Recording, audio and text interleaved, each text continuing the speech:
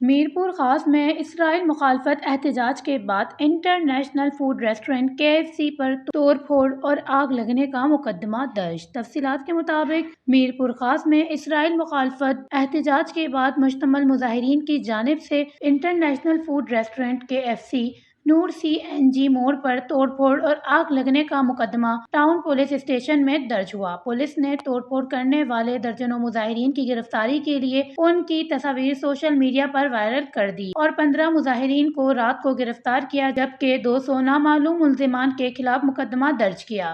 ذرائع کے مطابق DSP satellite town Aslam Jagirani, SHO town Kamran Halepoto, 15 مددگار پولیس یامین MTO منور پتھراؤ سے زخمی ہوئے جبکہ ایک ایگل فائٹر اور 15 موٹر سائیکل کو آگ لگائی گئی اور فائر بریگیڈ کی گاڑی اور پولیس موبائل پر پتھراؤ سے شیشے بھی توڑے گئے۔ واش نیوز میرپور خاص سندھ۔